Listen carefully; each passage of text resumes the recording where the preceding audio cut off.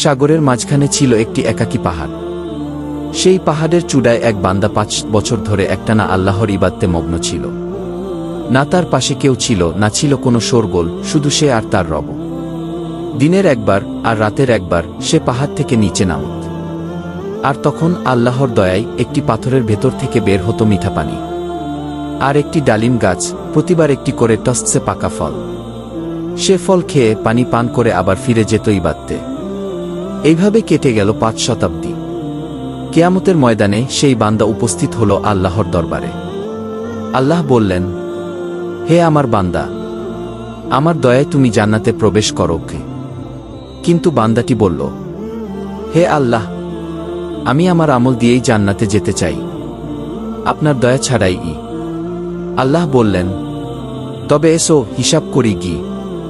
একদিকে রাখা হলো তার 5 বছরের ইবাদতের ওজন, আর অন্যদিকে রাখা হলো আল্লাহর দেয়া একটি মাত্র চোখের নেয়ামত। হিসাব বলল, ইবাদত হালকা, আর একটি চোখের কৃতজ্ঞতা অনেক বেশি ভারী। তখন আল্লাহ বললেন, তাহলে তুমি জাহান্নামে যাও। মুহূর্তেই সেই বান্দার মুখ থেকে রং উবে গেল।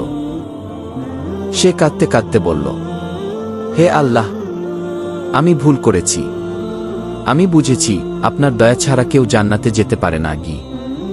আল্লাহ তখন বললেন, তুমি সত্য বলেছ হে আমার বান্দা, আমার দয়া ছাড়া কেউ মুক্তি পাবে না।